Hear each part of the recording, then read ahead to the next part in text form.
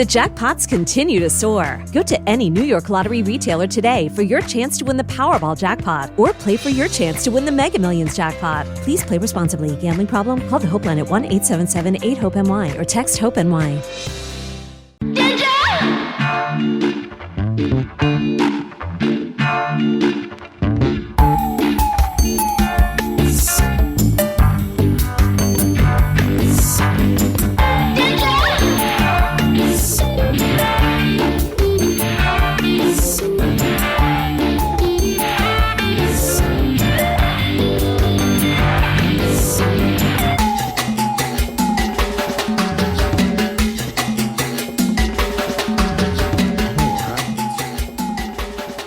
Yeah, your setup works great.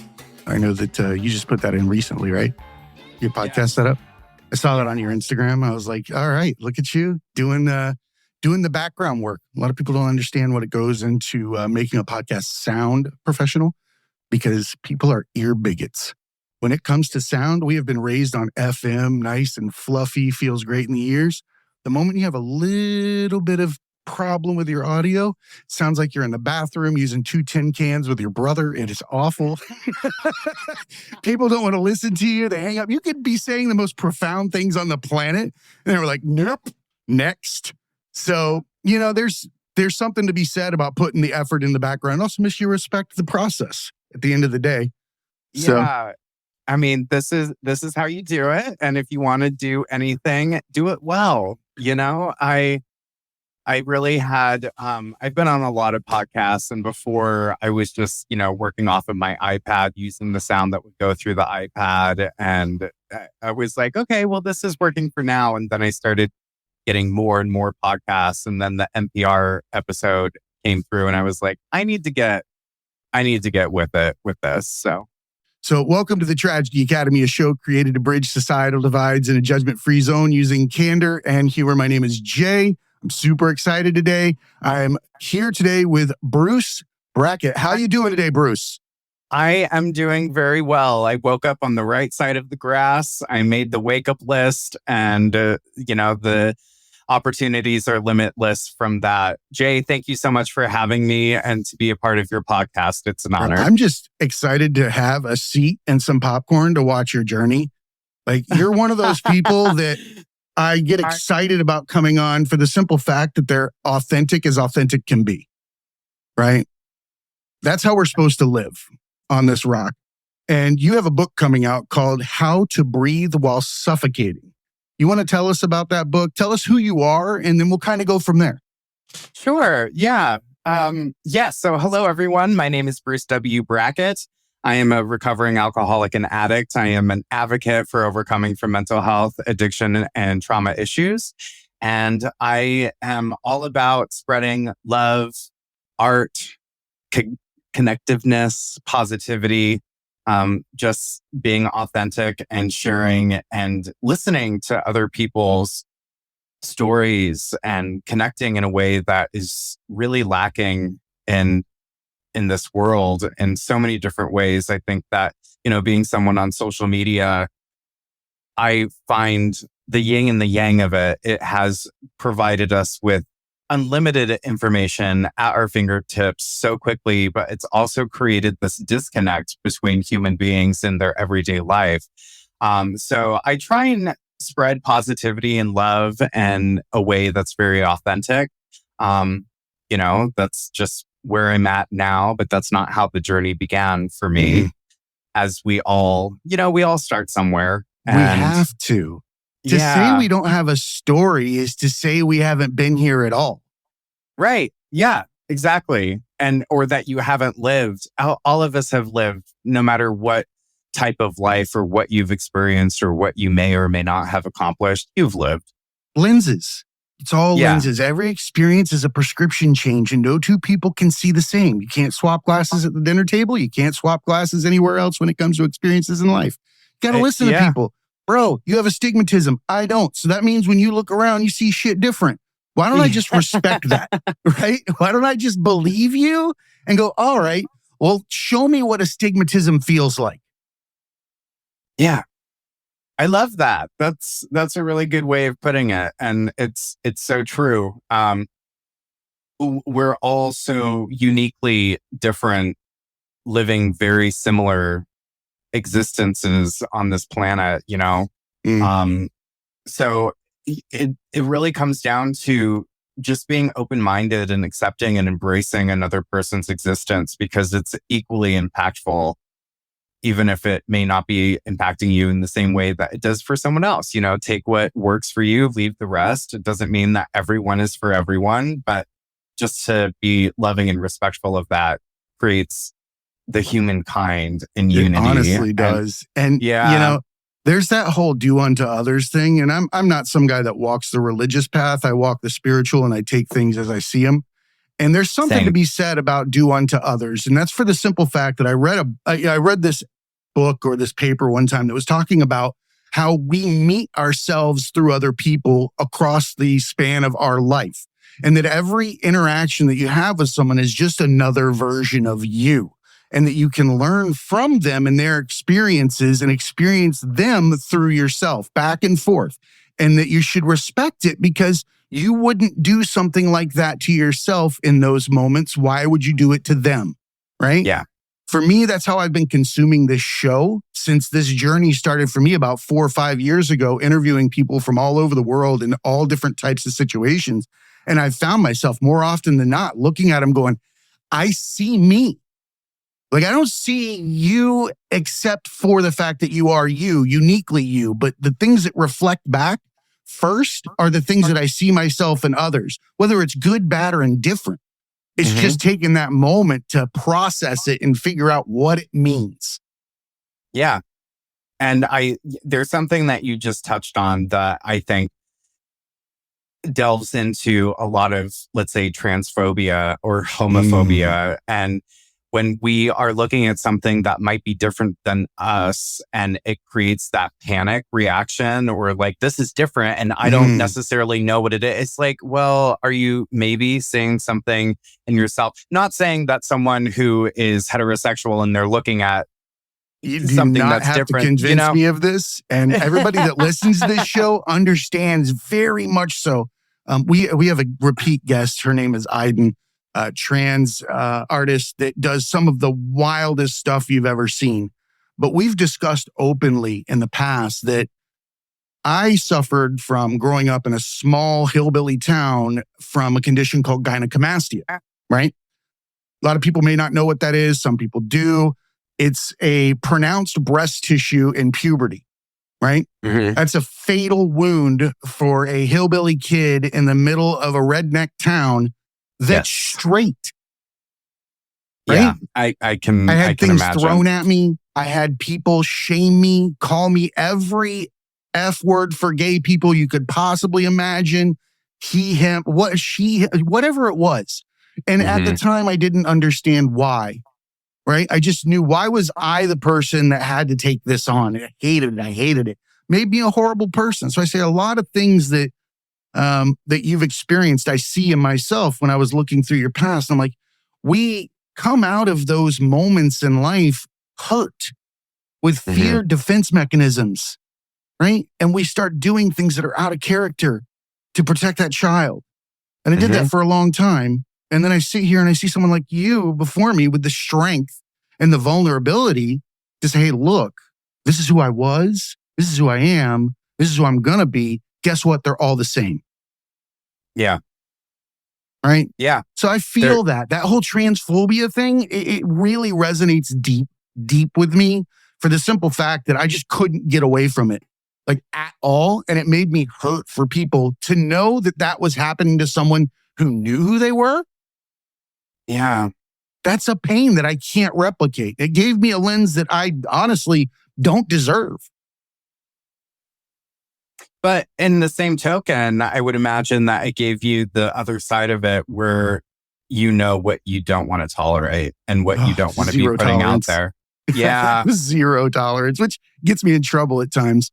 But tell me about yourself and what it was like going through that journey, knowing who you are. Well, thank you for sharing that with me. I can relate in different ways. I too grew up in a very small ranching community in Montana where if you were a different color, a different identity, if you were gay, if you had a disability, if you were different in any way, and you just weren't welcomed, and they would just, like kids in general are terrible with bullying and they're just protecting themselves. We live in this like Tetris world where we have to like place ourselves in a fixed position, no matter what our shape, we'll even contort to it and hold ourselves there. And we have to tell other people that they're not as good so we don't lose any of those lines between the two of us. We try to either hold them or stay on top of them with just pain and rhetoric and whatever you can think of to just make them feel bad so that they don't feel good next to you. So you realize that you're not happy. Right. Yeah. And just to fuck. Really? I know. Just to clarify, kids are not terrible. I didn't mean that in general. I'm just saying, kids bully kids and they bully each other. I was bullied immensely, but I also bullied because I was hurt. So hurt people, and healing people heal themselves as well as they heal others. And eventually you come to that in your own way, in your own timing. And I'm fortunate enough that it started to come to me in my late 20s, early 30s. Some people never get it. That's early. Congratulations. That's a Thank key you. that not many people get. And not many people recognize that is in their hand. Yeah. Everybody gets that key. They just don't use it. You have access to it at any moment. You can literally change the trajectory of your human being existence at any moment. You are the engineer of your own outcome. So who do you want to be? Be who you want to be right now. Even if it's something in the future that you fantasize and you're like, I want to be that person. Start acting like them now. You're already that person. Just go. It's that fragile. Yes. Yeah. The difference between success and non-success is action. Simply that. Our egos are so fragile and made up that we can create completely different personalities and trajectories in life at the drop of a dime immediately. Why? Because time is a mental illness. Future and the past is something we contemplate in the now. Get the fuck out of here. I'm going to go today. Today is the moment.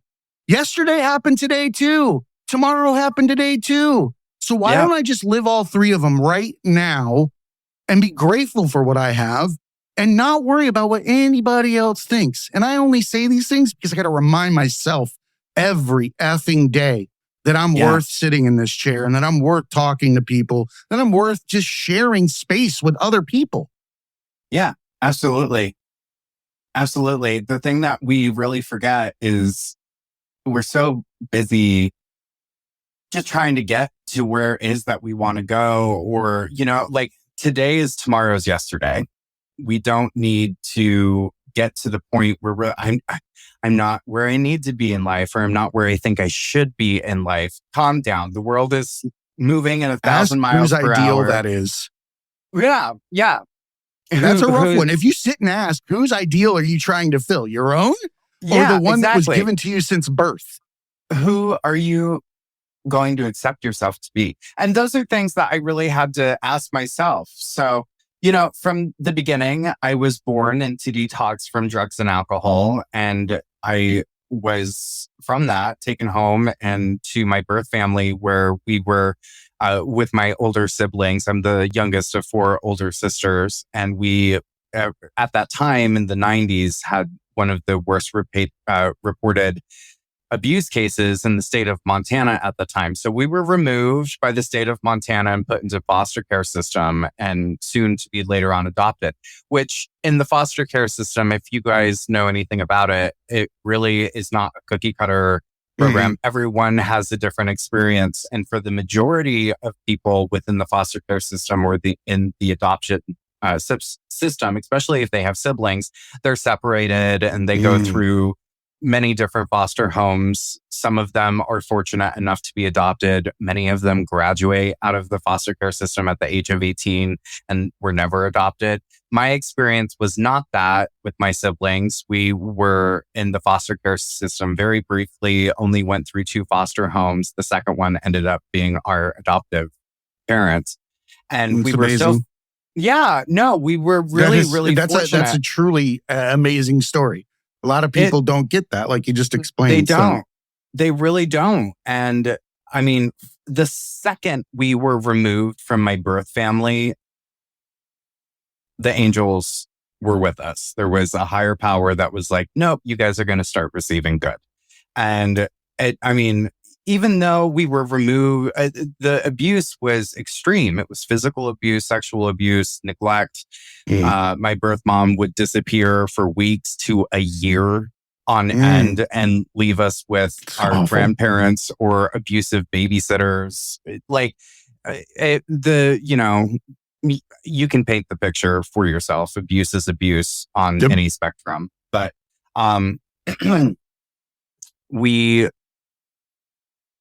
just because you're removed from the trauma or the abuse doesn't mean that, okay, everything's better now. Don't you love how people think that? Yeah, it's not how it works. It follows you for a long time. You have to do the work for yourself. And we were fortunate enough that my adopted parents put us into trauma therapy immediately when we were placed with them. And it's a roller coaster. Recovery on any level is not a linear journey. It's again, not cookie cutter. Nope.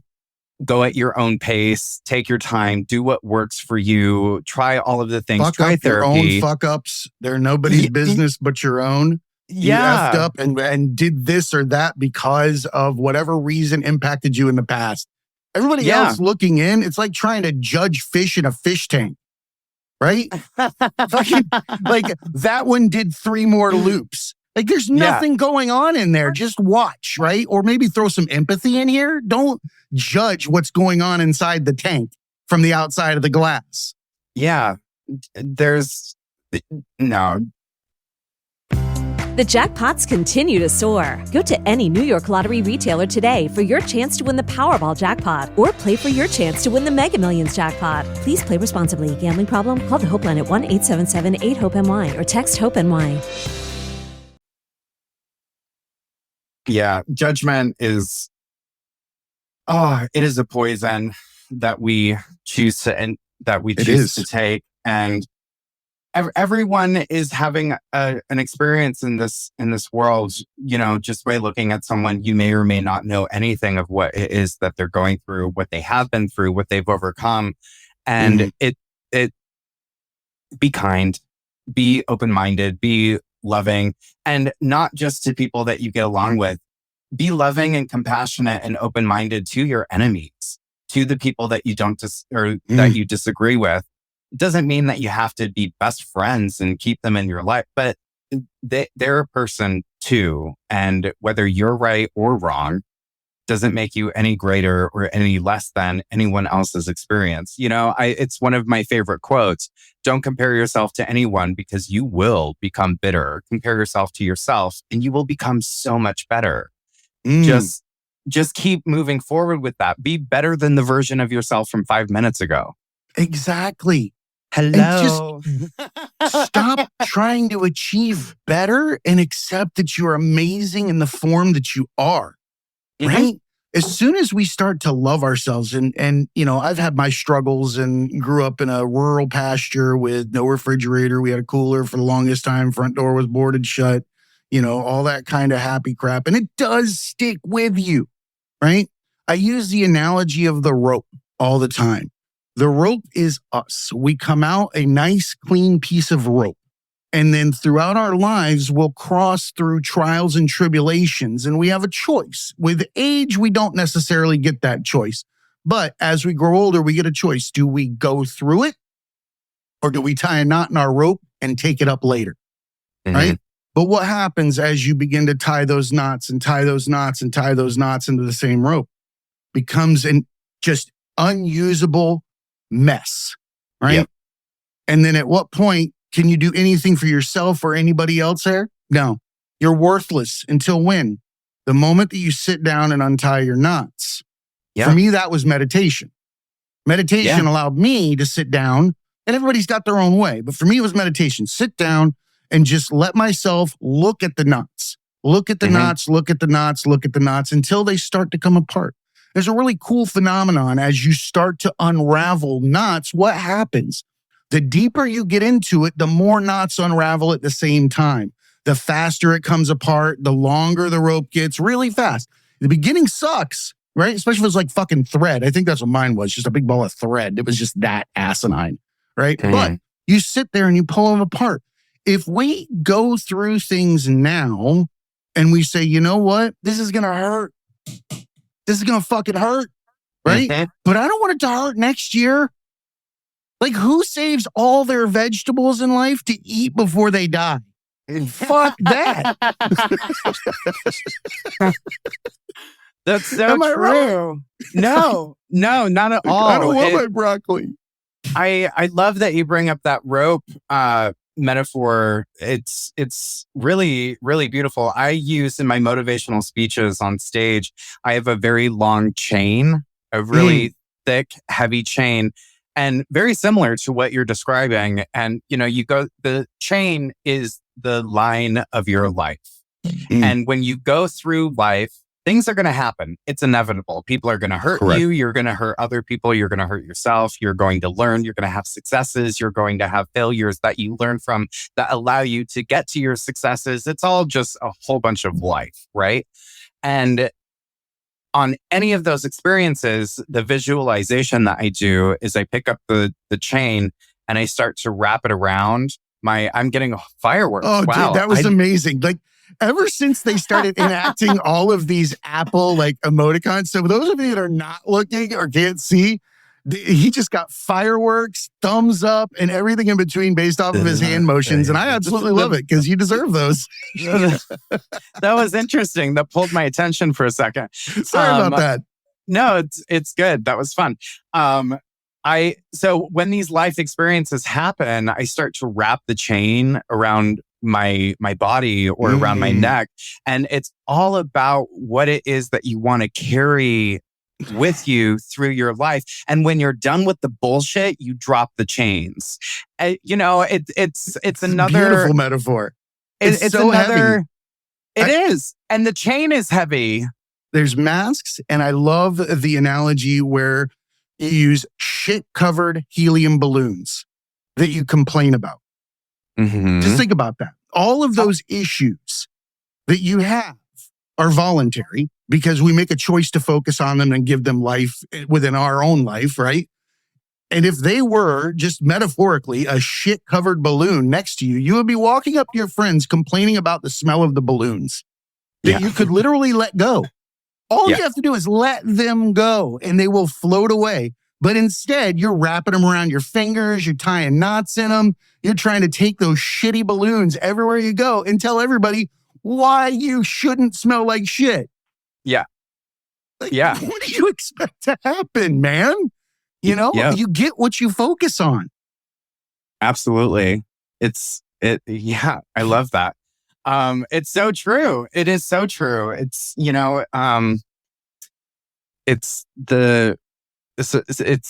someone comes along in your life and they stab you in the back, metaphorically,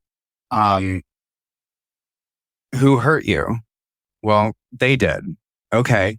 You go through life a little bit more and you still have that knife in your back. Who's hurting you? They're not there anymore. They're not there anymore. And you're allowing yourself to carry that knife in your back. Take the knife out. You don't need to, 100%.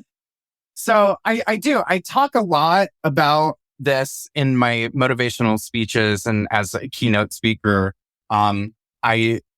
But the thing is, and I really want to be clear within my book, I don't share that because this part of the journey in my book is just explaining and sharing my story more so in a storytelling way of what it was that happened to to the point where I became sober from hardcore drugs. And then that's when the book ends. And then I have a second book that's going to be telling about really how it is that I started to do the work to get to where I am today, with the negativity be gone and opening up and having positivity welcome into my life. You are beyond positive, and I love it.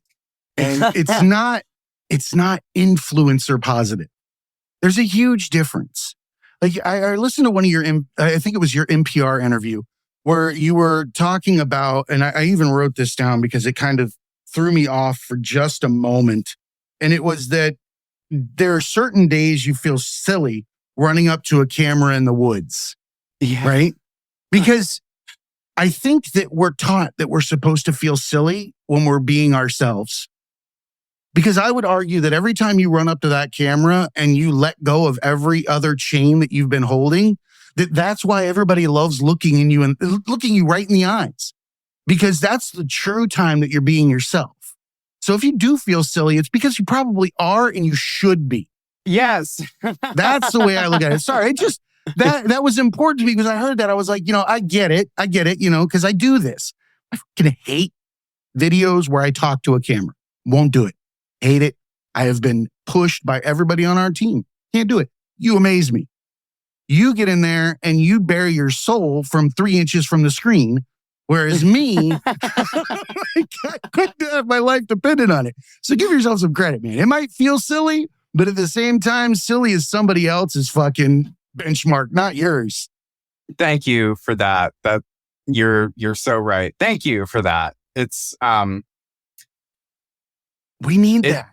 Yeah. I might feel silly. Well, I am a silly Dude, person. you are. And I'm serious when I need to be. I'm angry when I need to be. I'm happy when I need to be. I'm overcoming negativity when I need to be. We are human. We have the whole spectrum of all of it. And I really encourage anyone who's listening, don't try and be different. Don't try and fit in. Be exactly who it is that you are, and your life will go swimmingly. It doesn't matter what other people have to say or think about you. Hell, if they're thinking about you or talking about you, you're the focus of subject. Who cares if it's good or bad? You represent everything they want to do. Yeah. Even if it's not the exact action, it's just simple authenticity. To stand up and be yourself slaps everybody in the face that is not willing to accept themselves while looking at you. They're just pulling you down because it's easier to stay in the victim chair than it is to step over their own shit and realize they're amazing in their own right. Yes, absolutely. With just piggybacking off of what you just said, I'm sure that we've all heard or experienced the, could you tone it down a little bit when you're, and it's not because you're too much. It's because they are uncomfortable and it's about them and they're projecting their limits onto you. It has nothing to do with who you are. It has nothing about you being too much. Being too yeah. And that scares them and that makes them uncomfortable. So what? I'm sorry. Just be you. Well, I'm not I sorry. subscribe to the Lighthouse, man. The Lighthouse doesn't ask anybody for any help. It is a lighthouse. It shines its light. It doesn't fucking change anything with its entire process, and people are guided by it. Stand up, be you, let your flame, your freak flag fly, whatever the fuck it is. Just be you, because there's probably a really good chance that the fact that you felt like high-fiving some weirdo in Target walking by you in his Dockers is because he needed a high five. You intuitively knew that. You knew that he needed something, but the only reason why you didn't give him a high five is because someone might laugh at you. Yeah. And to think that you denied somebody you. The only job that you're actually given, you're given one job. The rest of them are fucking self-imposed. Yes. Like, just be you, right? And that's what I see when you come on the screen. And I can also see that you share the pain.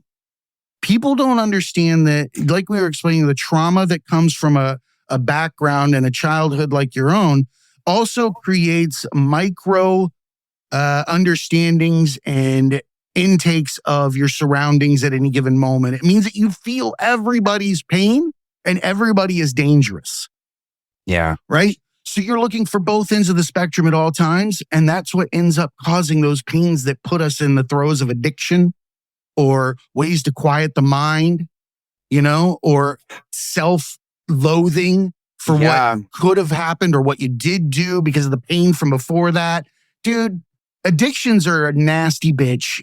But they are, as well said by one of our former guests, addiction is a cry for an ascension. It is. And it's a symptom. It is.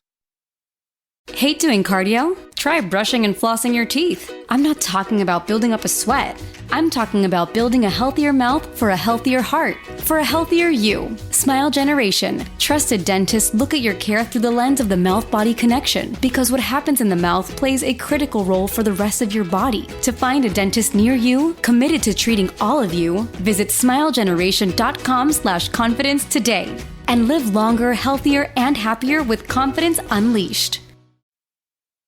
Even though I was born an addict, I was born into detox from drugs and alcohol.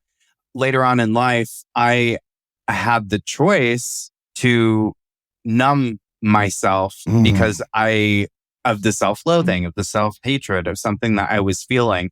So the symptom or what I thought was the solution to fix that was diving into drugs and alcohol. And was that solution? No, that was actually pouring more gas onto the fire. And it wasn't necessarily about that. I was running from myself. And the way that I did that was through addiction.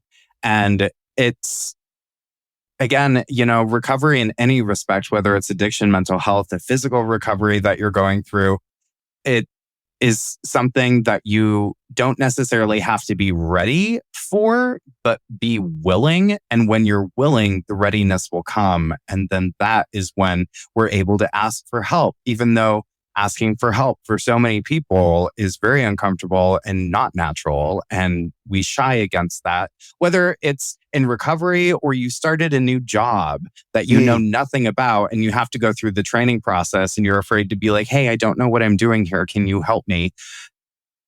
Everyone has help in one respect or another. Everyone has to ask for help. You don't go through and become successful without having other people help you along the way.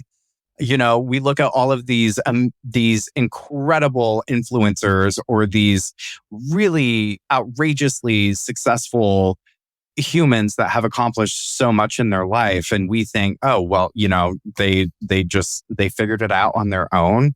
No. The Oscars. Nobody goes up and gets in front of everybody and gets their little trophy and says, I thank me. Right. Unless they're a complete piece of shit or making a joke. Right. You can love yourself in that moment, but you don't get up and you start naming off all those amazing talents that gave you the tools in your toolbox to stand up in front of everybody and throw your passion out there. So I'm actually nominated for the Cheer Choice Awards this year. And please do that. When I go on stage and I accept my award, I will totally just ignore everyone else in the room. Please do a shout out to the Tragedy Academy when you do that. Oh, that's so funny. I think that's amazing, though. But honestly, that is the first person you should thank. On the list, shit, who's the one closest to you? Well, it's not like anybody else showed up every morning. I definitely have to thank, and I don't disagree with you, but I definitely have to thank the universe for allowing me and providing me the withal or what's the word I'm looking for? The wherewithal? The wherewithal and the capability of getting sober. Because without my sobriety, I would have nothing. I wouldn't have my book. I wouldn't have my partner. I wouldn't have the property that I own. I wouldn't have my life, my health. I wouldn't have my relationships. without my sobriety, I would have nothing. In fact, with the way that I was going, I would have been dead a long time ago had I not sobered up, you know? I mean, towards the end there of my active addiction provided me with my beginning. And I think that's so important for people to realize because we feel like it's going to be the end and it's not. You haven't even lived yet, you know? And towards the end there, I was overdosing and I got every STD under the sun. I was a sex worker and I was diagnosed HIV positive right before I was 21 with acute hep C, pneumonia, syphilis. I mean, I had it all. You went for it. You lived life as hard as you fucking possibly could. To the danger, to the dangerous side. And I did. And it was, you know, sometimes, oh God, what's the saying? Pain is the admittance of life. You know, when you really want to start living your life and having it be a beautiful existence, sometimes you really have to go through that pain and you have to hit that rock bottom. And for me, I'm not a first-time winner. I've hit my rock bottom so many times. 100%. And that's what I was going to ask. This question's been weighing on my mind. I like to use the analogy that we have to be on our knees to plant the tree, right? For who we're going to become, for our new life. What was that moment for you? And I understand that there are going to be repeat moments where we go back and have to, you know, redig the hole or add more water or try again and all that kind of stuff. I get that. But there's a mindful moment in an addict's life where they go, wait, I can't do this any longer. Yeah. Do you have a moment in time that you look back to? I do. I, you know, like you said, I have several because I had to go back and relearn a lesson because I didn't learn it the first time. But when I became sober from crystal meth, that was my drug of choice with crack, cocaine, ketamine, MD. I'm from Florida, man. You name it. I've been around this for a long time. I've dealt with it in my family before. I've seen the throes of meth addiction. I understand the withdrawals that come with it, the cravings, the dreams, the things that it's one of the worst drugs on the planet because it's all manufactured. It literally, yeah, it's a bitch. So in the end, I remember it vividly and painfully. I was already reaching out for help. I was already in outpatient rehab and I was attending the meetings, going to 12-step programs, and I was still slipping and I was still relapsing. You know, it's not like I just was cold turkey and the rest was great. That's not how it was for me. I was slipping a lot in the beginning, and on June 12th of 2014, I went out to hook up with someone and I took a few puffs off of their pipe thinking that it was meth, and it probably was, but it was most definitely also mixed with something else. And almost immediately, I just started vomiting and hugged the toilet for an hour. And we clearly did not hook up, but the amount of pain that was pulsating in my brain, it felt like my brain was melting out of my ears. And it was unbelievably painful. And this was beyond a migraine. This was beyond it. It was terrifying. It sounds like it was absolutely terrifying. I'm in an unfamiliar hotel with a stranger, and I am $30 of a cab ride away from home, and I really don't have money. And, like in just a very unsafe environment, to the point where, he kept smoking, and it got to a point of me, like, I was no longer throwing up anything. I had to chug water just so that I could get something out of me without dry heaving. And he got to a point where he looked at me and he's like, you have to leave. Like, this is dumb. And I was like, classy. Thank you so much for your help. Classy. Yeah. Didn't even hold your hair. What an asshole. Yeah, no. That's your job in this moment. Clearly seeing that I was having an allergic reaction to whatever it was that I was smoking, didn't, but this is what you do when you're in active addiction. You're extremely selfish and you don't care. Impulsive as all hell. Yeah. So luckily, I was able to get myself home by a cab ride. I guess I had enough for the cab. And the next day I woke up still very much hungover from the night before, but my head wasn't like pulsing anymore, but I was definitely in the withdrawal process. And I took everything that I had affiliated with it, the pipe, the drugs, torch, photos, like, I took everything, anything that had to do with it. And I went to the only mausoleum cemetery in Manhattan, which was just a few blocks away from my apartment in Harlem. And I went and I sat on the top of this hill, which was domed over one of the mausoleums. And there was this vent in the ground with this rock that I still have to this day. And I took the rock and I crushed up everything that I had and I just brushed it down into this vent. And I guess it went down into the mausoleum. Like, so the poor guy down there that's in the crematorium getting hit with like the old pipe residue and stuff. Yeah. I got the ghost high. Sorry. I'm so sorry. That's no, I'm with you. That's an amazing moment.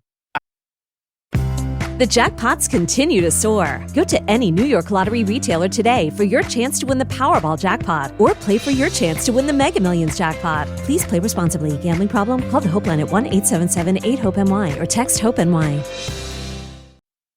I let it go and I had my own like burial service for my addiction. And very soon after that, it started to rain and it was like I was being washed away and cleansed and released from that. And I've been sober from it ever since. So June 13th, 2014, we're approaching 10 years. And since then, I have painted this portrait, this abstract portrait of what I call crystal stuck in the rain, of my vision of what it was that I see my active addiction at that time, of what I would put it in a form of a portrait. And she's beautiful. Like really, she's vibrant. Your art is amazing, by the way. Thank you. I appreciate that. You've probably seen her then. She's like her hairline. I was going to ask. It's a very unique looking features, the face, the whole nine. Yeah, I'm glad that you're describing this because I had this question. I was like, what? It's very intriguing. It's almost like kind of like when you look at the Mona Lisa, there's something that makes you continue to look at it. Oh my God. I'm not saying, but I mean, feel that way. It's an amazing picture, but there's more behind the eyes. Yeah. And more behind the picture because the eyes really aren't.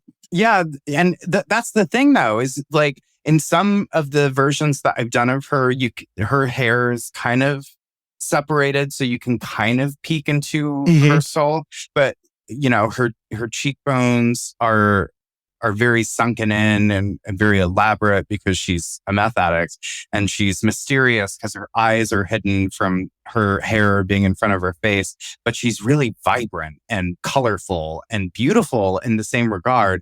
Most addicts are. Because there is that beauty inside of everybody. No matter what it is that you're facing, you too can overcome and recover. You just have to listen to that light that's inside of you. And that's what saved me towards the end. And in the hotel and that next day, I chose to listen to that little light, even though it was almost extinguished. I chose to listen to it more than it doesn't. And it might get really tiny. dim. It'll look like an ember. But no, if you choose it and you listen to it and you hold on to it with everything in your being, it becomes a bonfire and it becomes like visible from space. And that's how I want to live, And now that I'm on this side of it, of my addiction, and I am doing what it is that I'm doing, there are many people, not saying that everyone has to do this, but for me, now that I'm on this side of it, I find it to be my responsibility to go back with buckets of water for those who are still left in the flames, which is why I do what I do on social media. It's not about the views. It's not about So not. people following me. It's not about that. I'm very blessed and I'm honored that comes from it. That's just one of the gifts, but it's not about that. It's about being an advocate for those who are left behind. Someone did that for me. Now that I'm on the side of it, it's my turn to pass that on. That's what it's about. And when I see the response from thousands of people just who really get it, and they look past the outfit, or they look past the fan, or the silliness, and they actually listen to what I ordered a shirt today, by the way. Did you really? Yes, Thank you I did. so much. Yeah, I was super excited about it. Which one did you order? What is it? It says, "Just breathe. You're fantastic." What was it? I think it was a fan. Yeah, and it said, I want to say it was like, "You've got this." Just breathe. You're doing a fantastic job. That's probably. what it was. Yeah, I think so. It was really cool. I was like, I didn't realize the fan was your thing. Even when I bought it, I just liked what it said. It looked, it was just a good motto, and I was like, I'll take that. Oh, thank you. Yeah, and I encourage more people to take a look. You have interesting stuff on there. It's not just a shirt or just a hat or a mug that comes from, wherever. You have other things on there. You want to tell some people some of the stuff that's in your shop? Yeah. So I've got my catchphrases on t-shirts, like the negativity be gone, which a lot of people resonate with. But I really try and, if I'm going to do merch, I want it to be a positive impact for not only the person who is purchasing it, but the person that you're walking by on the street when they read your shirt, that it sends a message to them like, hey, you're doing fine. Keep going. You're doing a fantastic job. Keeping on. And another one that I find really powerful is that let go of your past, because it's already let go of you. It just, it happened 5 minutes ago. It's not even thinking about you anymore. Why would you keep somebody in your apartment that didn't pay rent? Yeah. Why keep that knife in your back? Exactly. Let go. We are not museums. Let go of the shit. We sure do like to believe that we're something that should be on display. Right. We also think that we're supposed to be all sparkly too. No, I look like an old action figure that's been drugged behind a car with like one leg on it and the whole. I don't give a shit. No, you do not. But no, metaphorically, I do. But guess what? I got to play. Yeah. Who wants to be on a shelf in a box? There's no point. No. You've not been you yet. Yeah. You've been what everybody wants to look at. In fact, that just seems like a whole lot of work for somebody else's eyes. Yeah, I'm okay. I'd rather observe. I'd rather live. I'd rather have the experiences. 100%. You're an amazing human. And I have to tell you, and I haven't even told my dad this, I can't believe I'm saying it on the show, but your name is very special to me. It's my father's middle name, Bruce. And really? It's going to be my son's middle name. Oh, wow. Yeah. Oh, wow. So it just, everything kind of happens for a reason. I thought it was very interesting that, you had the same name, because a lot of people that name didn't survive as much as it should have. No, it really didn't. And I have not met many Bruces. It's a solid name. Before. And, it's really funny now, actually looking back at it. When I was living in New York City and I was wandering around Christopher Street trying to buy weed off of someone, when I was 19. Good old days. Right? Yeah. When I was 19 and I ended up finding this person somewhere on Christopher Street, and I bought him a piece of pizza. And we sat down on the curb together and we ate pizza, and he had a connection for someone that had weed. And I Okay. introduced myself and I was like, "Hi, I'm Bruce." And he was like, "Shut the fuck up." And I was like, "Excuse me?" And he was like, sorry. yeah, he was like, "My name is Bruce." And I was like, "What are the odds of that?" Dude, you like, know? You opened up a Bruce time warp or like like a black hole. No two Bruces have ever met each other. Right? I know. And I literally, I've only met, I I don't mean, know what happened to the on name. It was like Bruce on Lee one retired that hand. bitch. right? Yeah. He was like, it's mine. I'm out. And no one else. Yeah. No. And it's funny because in the beginning of my book, I actually talk about it because I was named after Batman. Love it. And I mean, it says here, you will be meeting me. Oh, I'm going to do a little reading for you Please from do. how I'll to get breathe my well. snaps ready. You will be meeting me in a very personal way over the coming chapters. So before we begin, let's be clear about who I am not. Though my name is Bruce Wayne Brackett, I am not Batman. I may share a touch of his notoriety on social media, at least. And I am to help people in distress. Unlike Batman, I do not have access to the thrilling array of gadgets to banish villains. That being said, we are all survivors, but unlike comic book heroes, we face adversities that are often hidden and hard to identify. So on the very first page, I touch about that a little bit because my parents, I'm also named after my birth father who shares the same Bruce Wayne, and then his last name is different, obviously, because I'm adopted. But yeah, that's always something that has really followed me. And now that I realize, and it wasn't even something that kind of came to be, but now I realize that I do kind of hold that bat symbol when people are in distress and I come running to them on the camera and I'm like, hold my hands and breathe. You know, I love when you do that.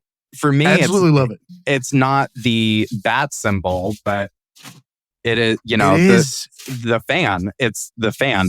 And it's just. See, now you need to get a searchlight with a fan on it and point it up into the sky. Yeah. And have a BWB. Yes. On the fan, pointed up into the air, like on the clouds. You got to make one of those. I don't care how you do it. Flashlight and a piece of cardboard, whatever it is. Something. But you should have a BWB fan signal. When I create my next one-man show, I will definitely incorporate that. I love that. Yeah. I absolutely love that. Well, I want to give you a couple minutes to tell everybody where they can find your book, where they can find your all of your cool merch and your paintings, all of that art that you do.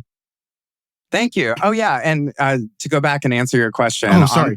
On my shop, I've got T-shirts. I've got my fan, which is my artwork on the fan with "negativity be gone" on it. My catchphrase.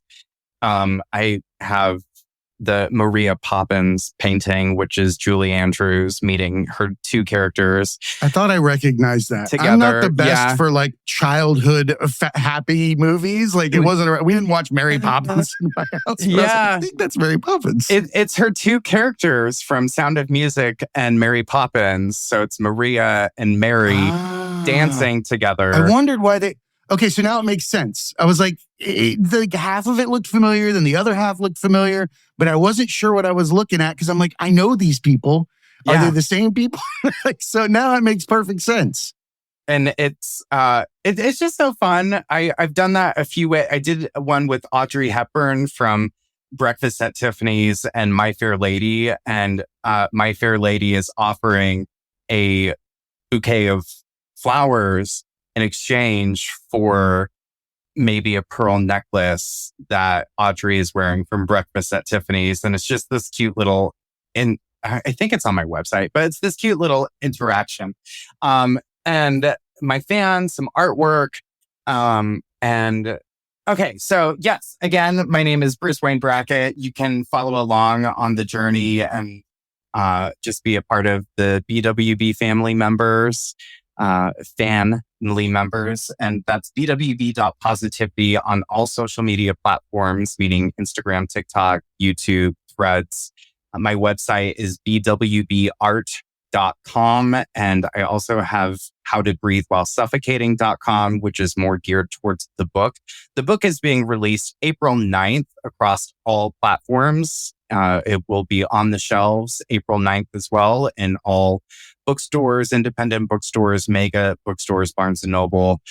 It's available for pre-order now anywhere that books are sold. I highly suggest that if you are going to pre-order it, that you go through bookshop.org because they feel free to give go back. to our website and click on bookshop.org. We already added your book to our list so that it can be available. There you go. Yeah, bookshop.org is really, really amazing. They give back to independent bookstores all over. They've raised something like over $30 million for independent bookstores just by existing and having people purchase their books through them. So that is one way that you can just support independent bookstores as well as purchase the book. But of course, it's available on all major platforms, Amazon, Walmart, Target, Barnes & Noble, the list goes on. And it's available worldwide. It's being published by Wiley, which I'm very excited about. And I am going on a book tour and we're getting those dates. Check you out. Yeah, we're getting those dates lined up. And April is a big month. It comes out April. I get off probation in April from my DUI from last year. So like, yes to that. My book is being released then. The Cheer Choice Awards are then, and kicking off the book tour. So sobriety, man. I tell you, it's way better than being in the shadows. Absolutely. I think there are a ton of people out there that would agree with you. And I think that strength and vulnerability is the motto for this episode. I think that the way that you express yourself rawly helps other individuals accept themselves for who they are, for every stumble, for every trial, tribulation, and their successes too. Authenticity is like stepping off of what you think is a cliff, but ends up being a curb with a blindfold on. Mm-hmm. Like, just be you. It's the easiest thing to do. You don't have to remember a single mask ever again. All your masks are gone that day. All your voices, all the ways that you portray yourself in different scenarios are all gone.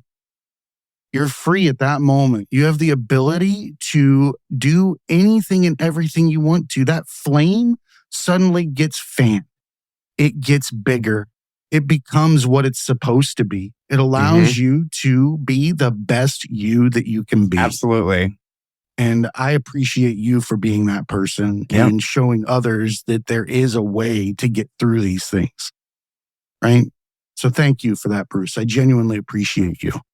Thank you. You too, Jay. And I just want to share that I'm very proud of you and thank you for doing it is that you're doing. It not only just on your podcast, but what you're doing for yourself in life, what you're doing for others, just as well as being you. You know, we have no idea who we're impacting, and it's one of the gifts of truly showing up and living your life. You know, and I'll end it with this, with my father's 3 do's, and I believe that you do this: to do your best, to do no harm, and to do for yourself every single day so that you too can eventually do for others. And if you can't do for others right now, that's okay. It just means that you need to be doing for yourself. Absolutely. You can't give back until your own cup runs over. Yep. Simple as that. I appreciate you. Remember, everybody, be cool and keep learning.